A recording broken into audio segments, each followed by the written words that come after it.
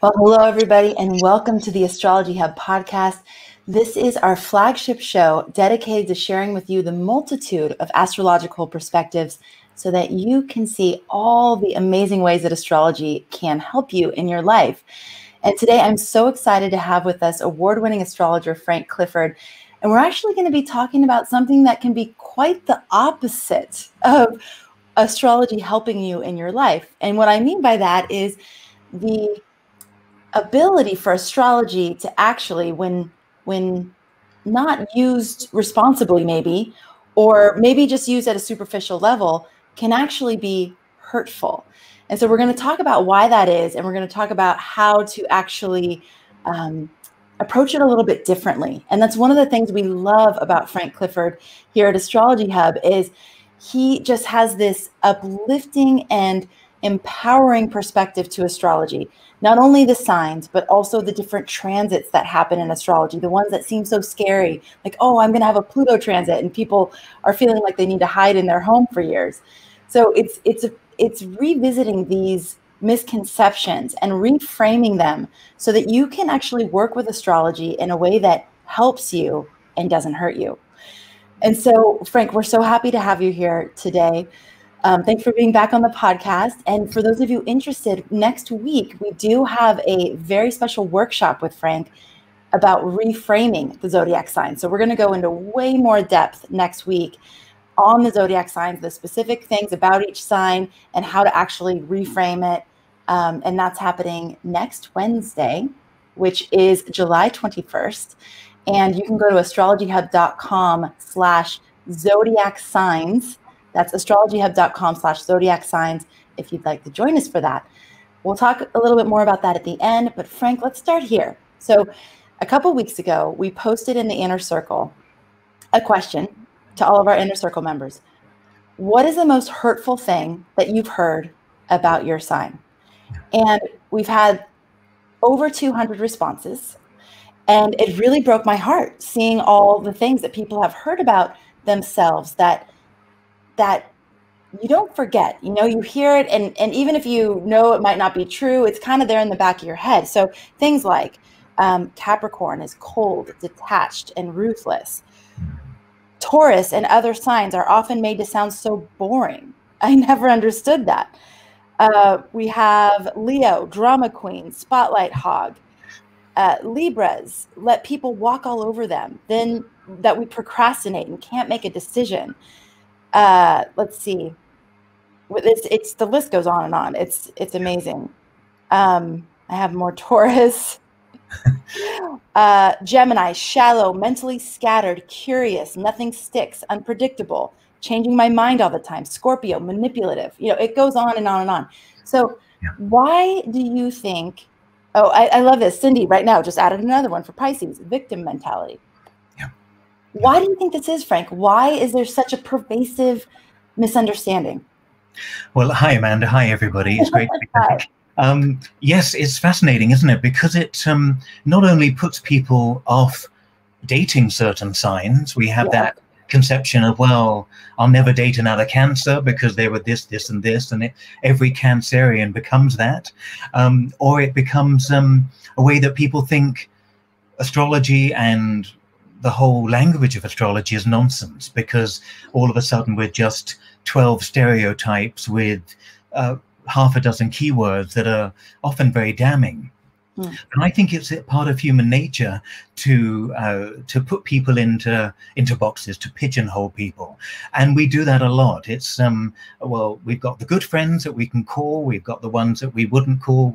We're always doing this. It's astrologically, I think it's the process of Saturn, where we try and pigeonhole, categorize, and make sure that we sort things out into identifiable categories. And unfortunately that happens with the zodiac, and there's a lot of I guess key core characteristics that then are just turned into simple adjectives that do very little except damn the person and perhaps damn the subject too. It's so true. And you see this turning people off to astrology. The other thing you see it doing is turning something that has the potential to be such a healing modality, really, or a healing tool, and also a way to foster more compassion, actually doing the opposite, creating more separation between people. Yeah. So, so you think it's a human nature kind of thing? Like, it's like we just sort of categorize and box things naturally.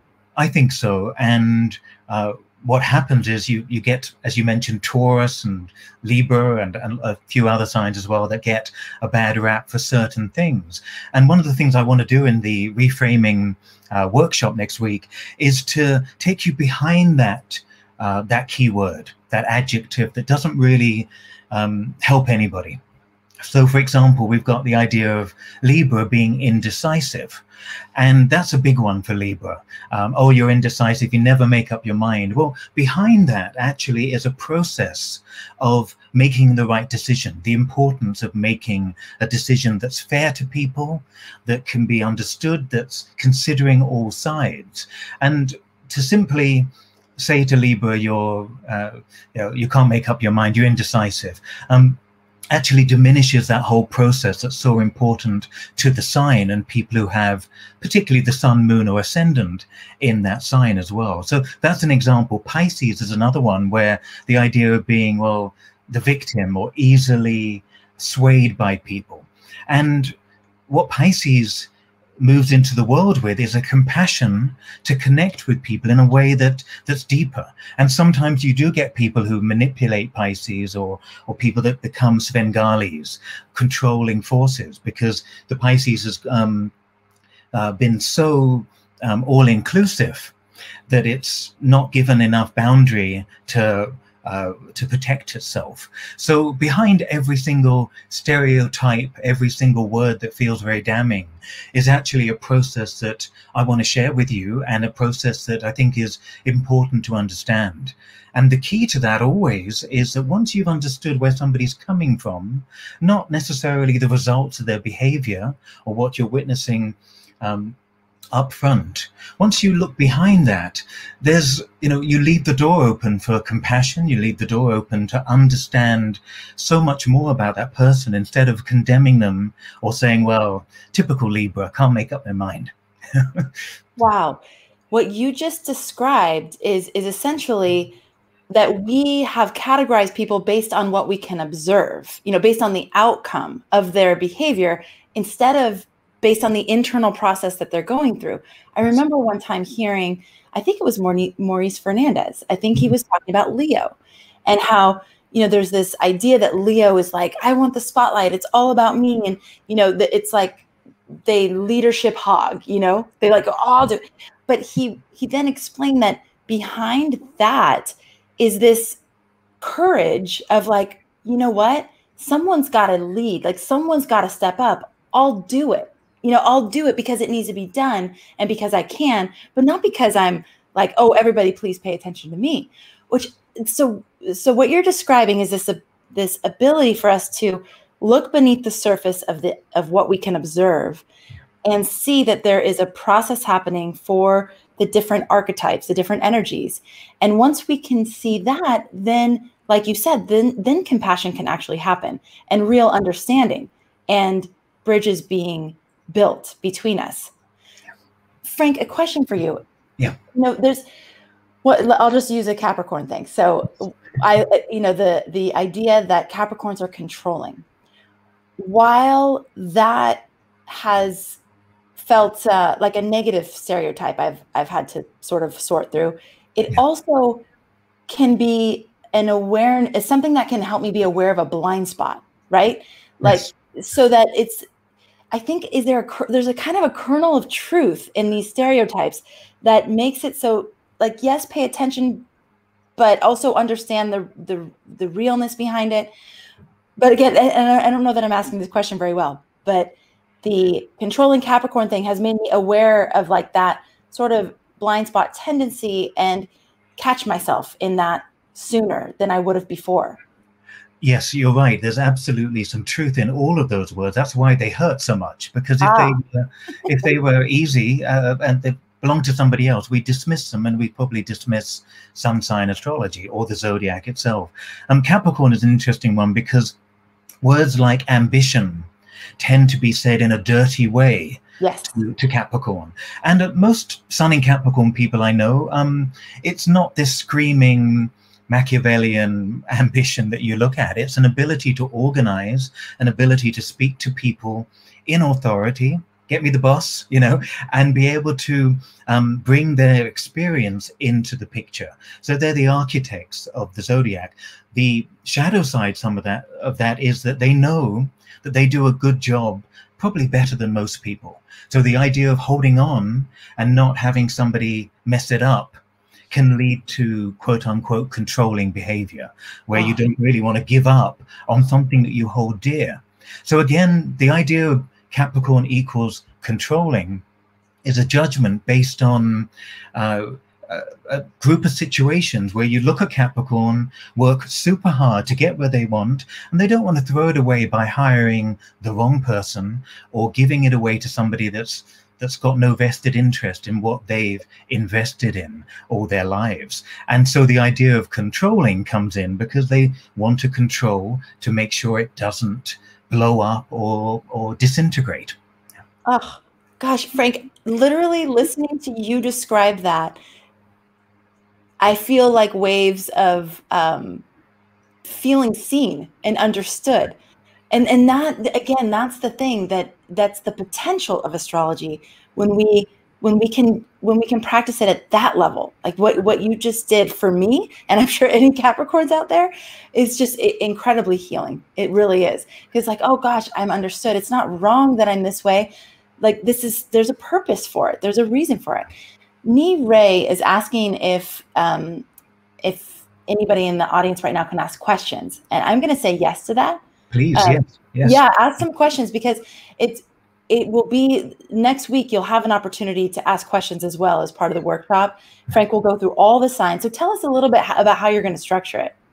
Well, I'm in the process of doing that. I want it to be fresh. I've got some. I want some inspiring pictures, but really, I want to go through the signs, but I want to focus on where they're coming from, the motivation of the sign, rather than the necessary result, because we know that astrologers will give you examples of looking at charts that look very similar to your own, but they belong to serial killers, or they belong to people that we can't stand in the public eye. And what we're always looking at is motivation behind that, and what you do with that, what you do with your energy, what you do with your drives, motivations, your accumulation of character and experiences is your choice. So whether you decide to become super controlling, and what was the other word for Capricorn? Was it oh, there was detached, cold, calculated.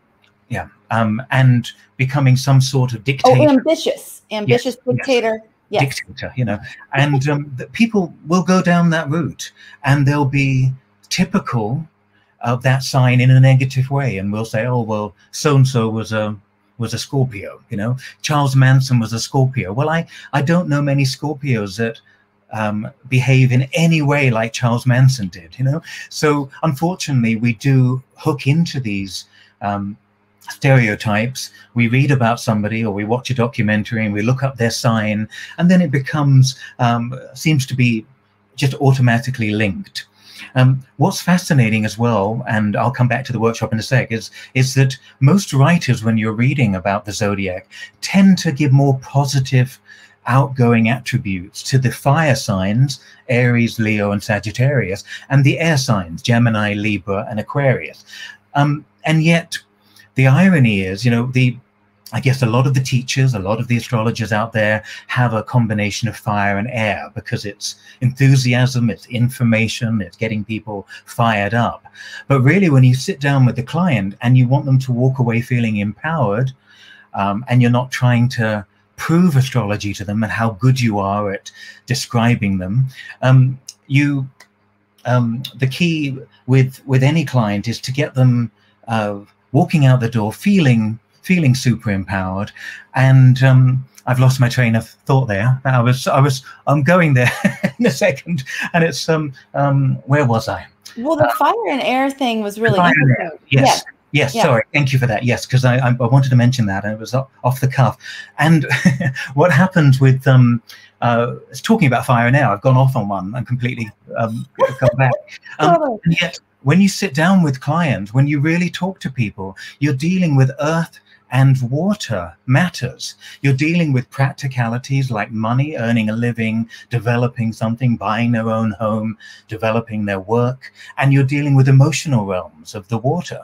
And so it's interesting that fire and air are given this boost in astrology books, and yet the actual process of helping people, giving them something practical and helpful and emotionally connecting with people, really describes the other two elements. And they're not given the great read up or write up that that fire and air often are.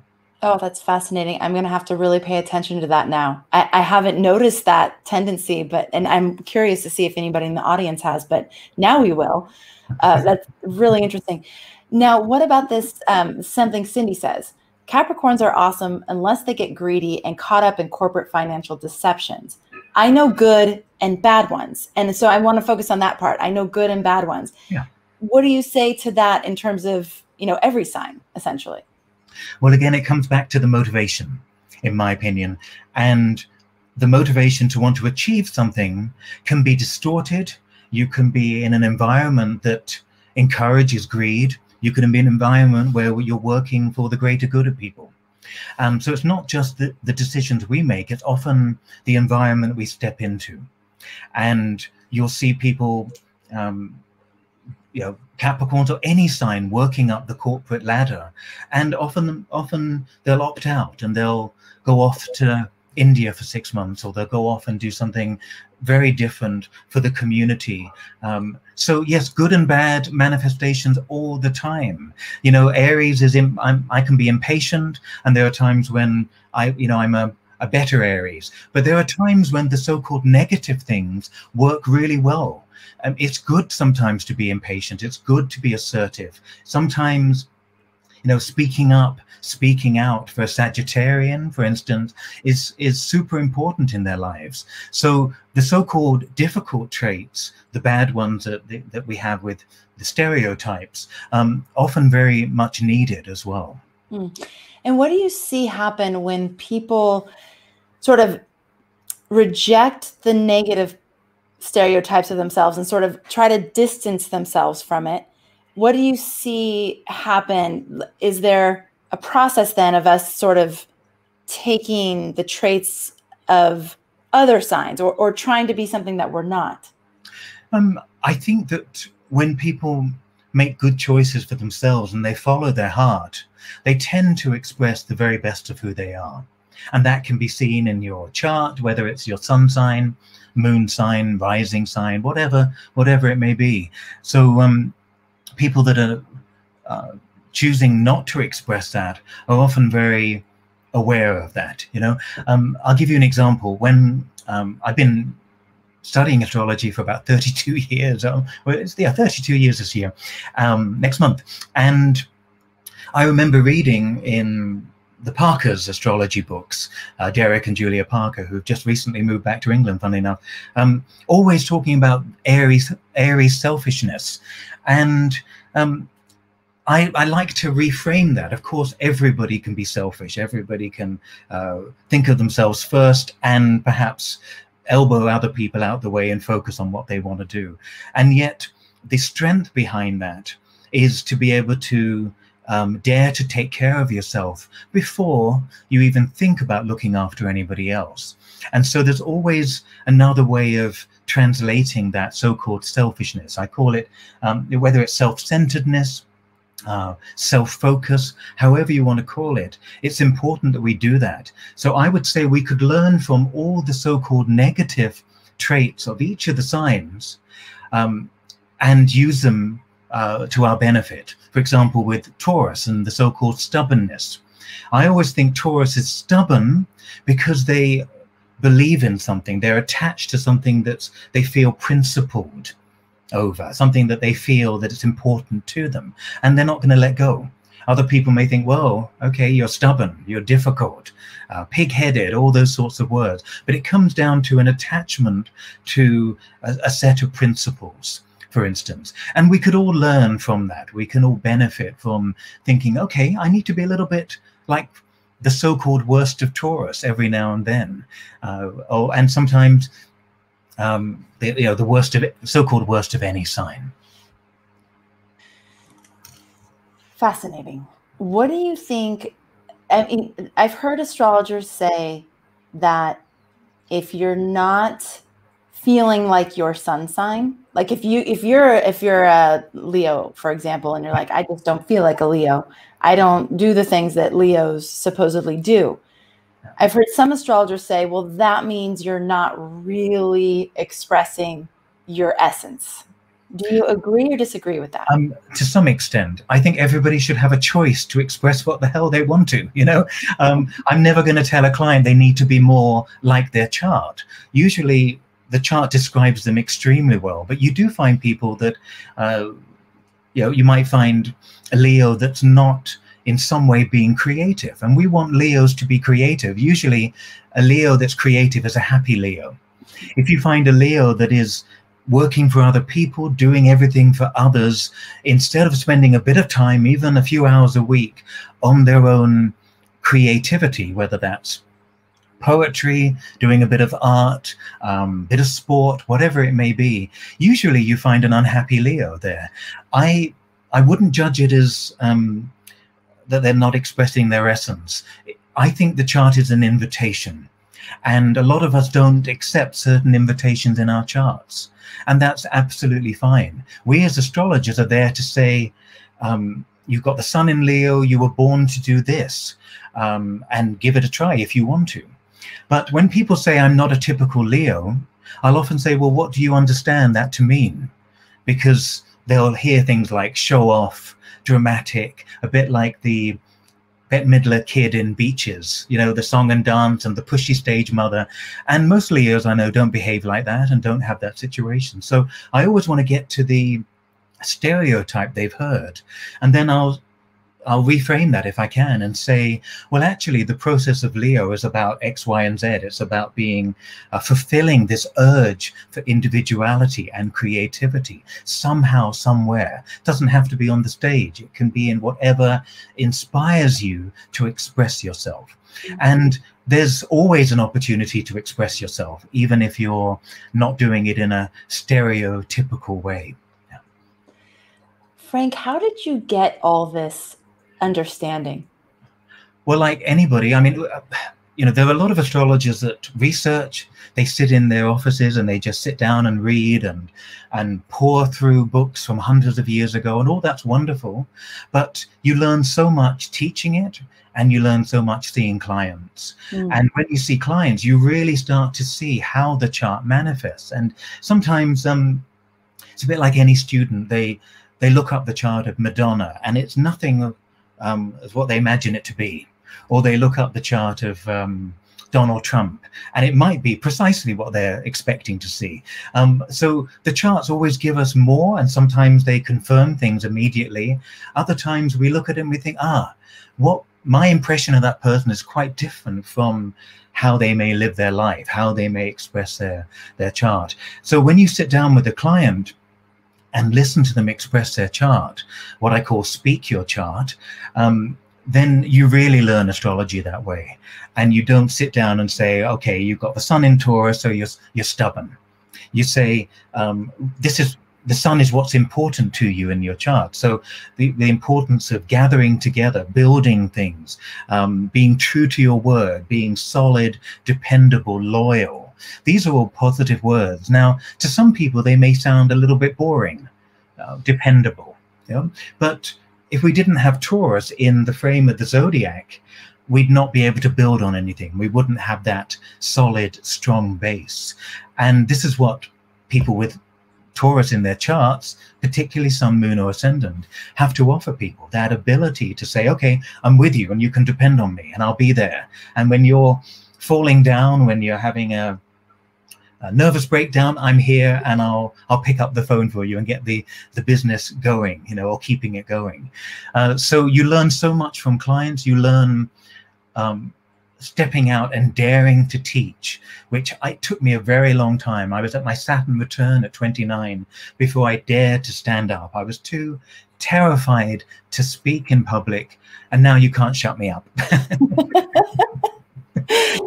Oh my goodness. Okay, so beyond, so we have the sun sign, but you keep saying it's the sun, the moon, the rising. Actually, before we go there, I wanted to just make a quick comment.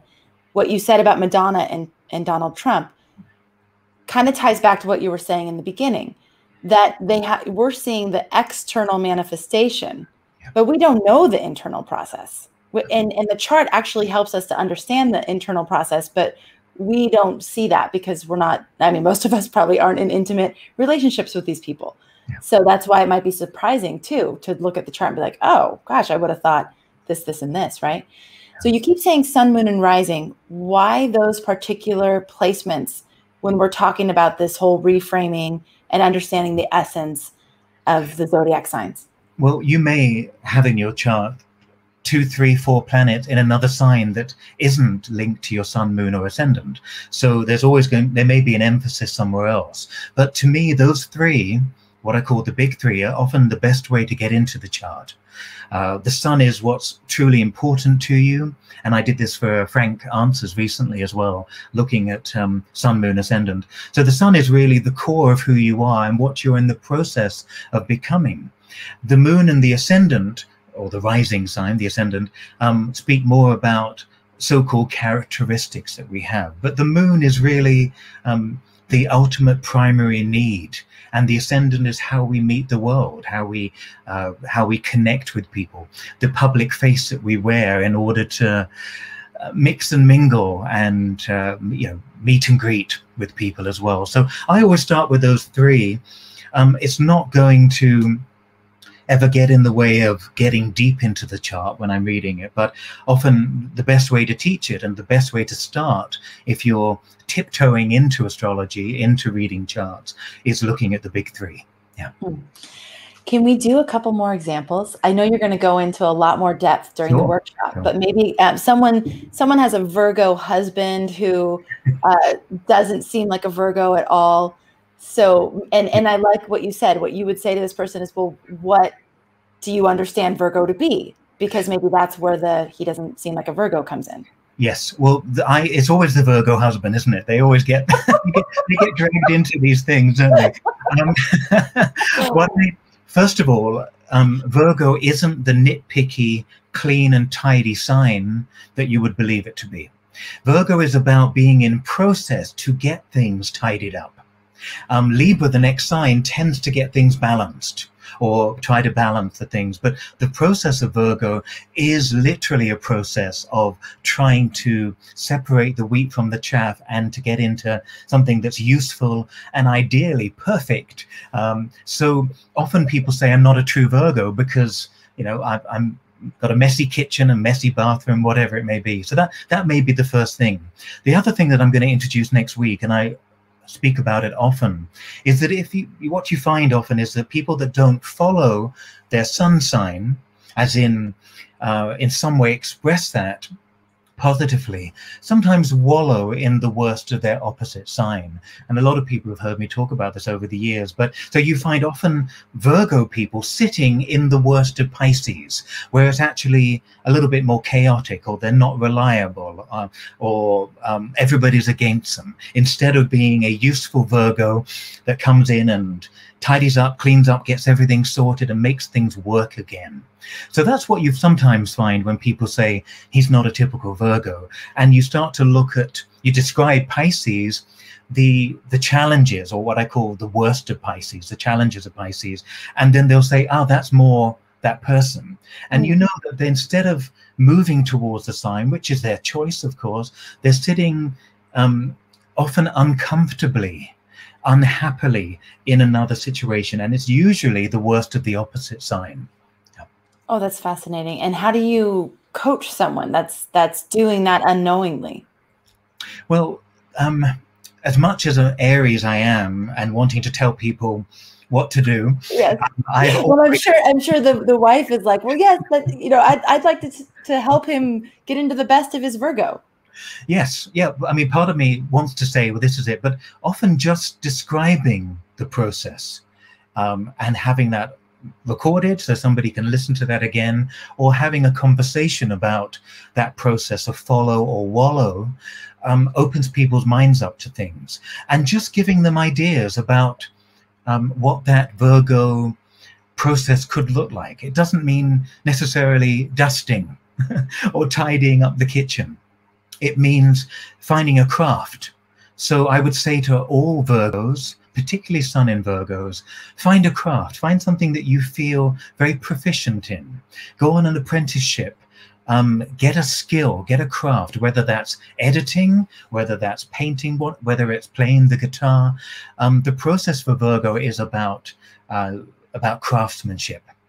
And that to me is something that I would suggest to somebody. But again, the great thing about astrology is that people come in and they express all sorts of aspects of their sign and their charts, and some of them are very happy in that area, and who am I to poke them into doing something completely different?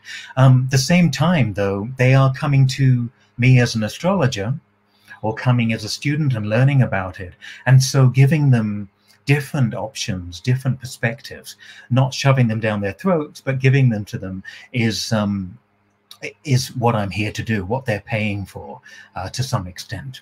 Yeah. Frank, why is that Virgo misconception so strong? I mean, I feel that is, it's almost said as an absolute that Virgos are neat freaks and clean and organized. And you're saying that's not actually necessarily true, and often not true.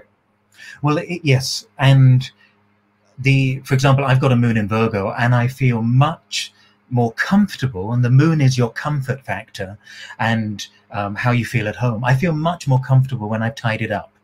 That to me is therapy. If you're a moon in Gemini, your therapy is going to be talking to somebody, asking questions, getting information.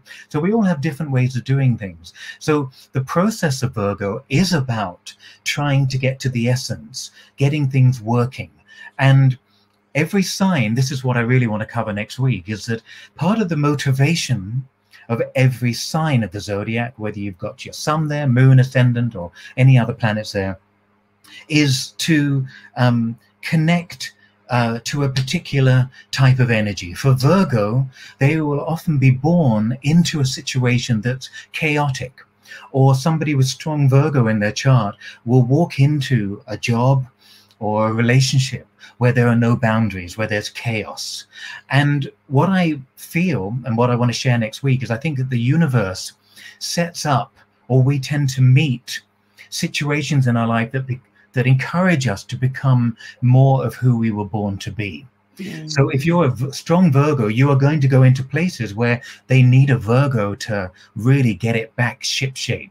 If you're a Libra, they're going to need somebody to act as the diplomat to get things back on an even keel where there's been dispute. So that's one of the things that one of the true beliefs I have in astrology in that process is that our charts are like magnets. We get attracted, or we bring into our environment situations that will encourage us to be more of who we were born to be. So Virgos will find chaos, and they'll learn to be a good Virgo in getting it sorted out and getting it shipshape. Oh, so good. It's going to be so much fun to go through all the signs and understand it from this perspective. Really looking forward to it. So what other things are you going to be covering during the workshop next week? Mainly those. So it'll be about the motivation, the things that we encounter, the challenges that we might see as difficult, but they're actually all about the process of being and doing the journey of our sign more. I'm going to focus more on the sun sign, but it's really about the signs in general. Later workshops will do aspects and all sorts of other things as well. But really this key, this workshop, the key focus is going to be on reframing, getting an empowering approach, going behind the simple product or the simple results of a sign, going behind to look at the motivation, and that opens up a world of understanding.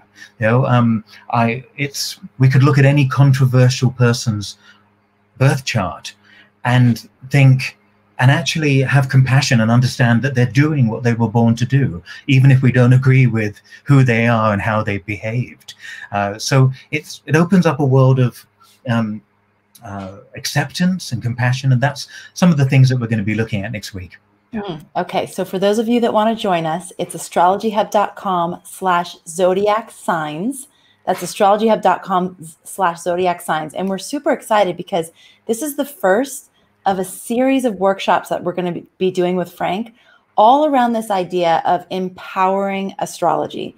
So how we can take some of the things that can make us feel like victims in astrology, transits or aspects or quote unquote bad placements or negative stereotypes, all those things that can make us feel small, in our study of astrology, and help us to reframe all of it so that we can actually have an empowering relationship with ourselves and with the cosmos, and really move into that place of co-creation with the energies. Frank, why are you so passionate about this? I know we've had so many discussions about what you wanted to bring to our community, how you wanted to speak to everybody, and what you wanted to bring.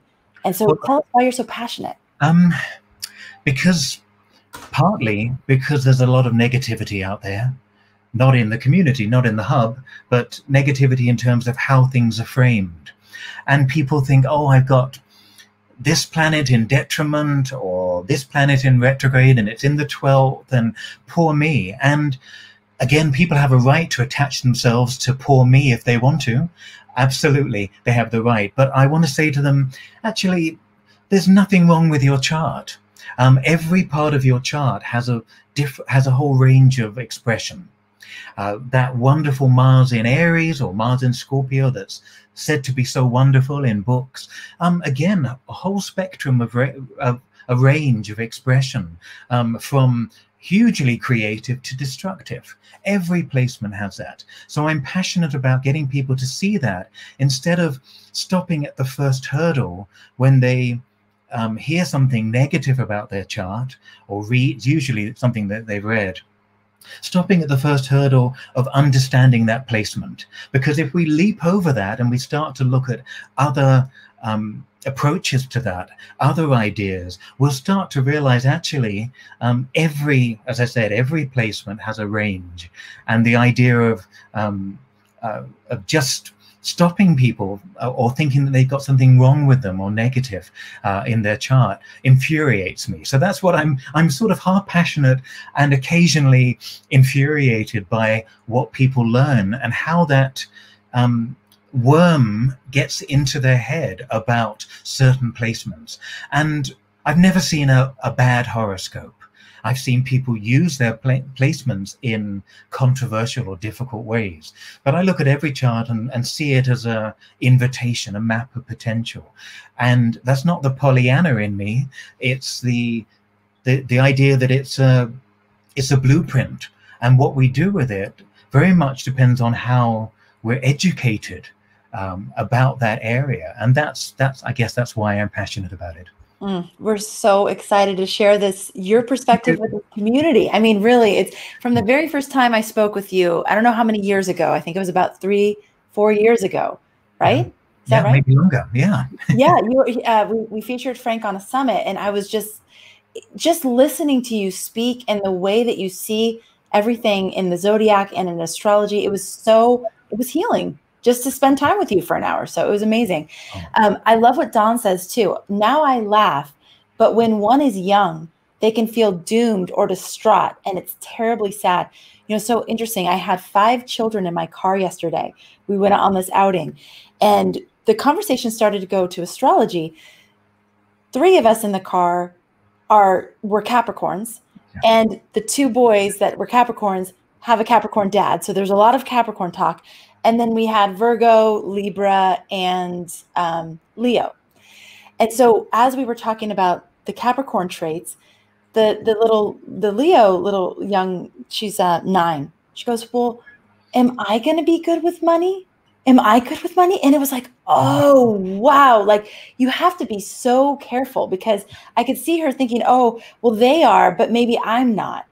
And so it was really, it was a reminder of how powerful this art and science is, and how careful we need to be when we're languaging it, especially with young people, but older people as well. I know that people internalize. I saw 204 comments from adults in the inner circle who have internalized certain stereotypes about themselves. Yeah, yeah, and it's yes, it can be very difficult with children as well, particularly. When you look at children's charts, that's another thing as well, that you want them to be anything they want to be, and you start to slowly, carefully watch the chart or help them in that way. And a lot of astrologers that work with children's charts, but you never want to stifle them from being everything else they could possibly be, because ultimately we are bigger than our charts. The charts show, in a sense, the contract, the invitation, this lifetime, if you want to see it like that. But it wouldn't stop us from doing other things. It wouldn't stop me being a Leo for a year and going off and learning how to act or do the stereotypical Leo things, for instance. It's astrology is as limited as the mindset that approaches it. And this is why I think it's so important to empower people to see beyond one or two traits, one or two negative stereotypes, and be able to embrace that, because ultimately we have every sign in our birth charts as well. We may not have it emphasized, but we're all made of the same stuff. Just some of my stuff is maybe more directed towards this area, and some of yours may be another area. You've got a talent that I may not have, but we still share all the qualities of, being empathetic, connected on an emotional level, mental level, etc. We've got everything in ourselves. We're all made of the same substance. And so the idea of just trying to limit somebody because they're just a Virgo, so just do Virgo stuff, feels as much nonsense as just categorizing people and telling them that they're picky and always super critical. All right. Well, we are so excited to go deeper and deeper with you next week, and then for the follow-up series as well in September. So anybody who's interested in learning from Frank, learning his perspective, his approach to the Zodiac, as well as astrology in general, and later we'll be going into more aspects of astrology and the way that we can reframe these things. Again, bad placements, bad aspects, negative stereotypes on all levels in astrology. We'll be going there, but we're going to start with the Zodiac signs because it's the foundational piece. Go ahead, Frank.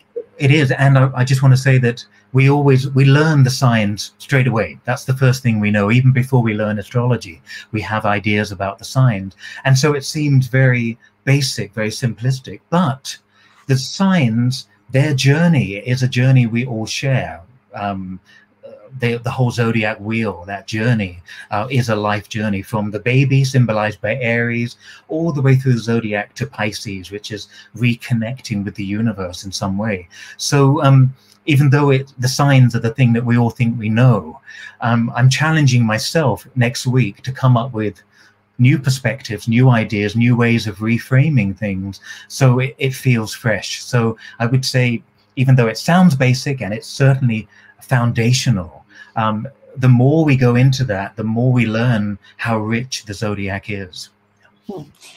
I don't know about all of you, but at Astrology Hub, we've been studying astrology for quite some time, and I learned new things today, just in the few placements that you went through. So just in the few Zodiac signs you went through. So thank you for that. Looking forward to more of that next week. If you'd like to join us, please go to astrologyhub.com/Zodiac signs and sign up today. And we'll be doing it live next week. The recording will be available within 24 hours. So don't worry if you can't make it live. You will then have access to it in your library, and you can revisit it over and over again. We'll have worksheets to go along with it and all those good things that we always like to include with our workshops to make it more of an experience and to help those of you with different modes and ways of learning.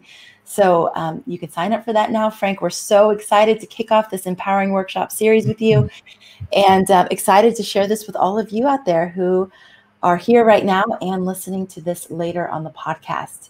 So, and if you listen to this later than next week, which would be later than July 21st, 2021, you can still join us because it would be recorded at that point. We're also going to have a live Q&A as part of this session, so you'll be able to ask some questions. Frank will be answering as many questions as he can.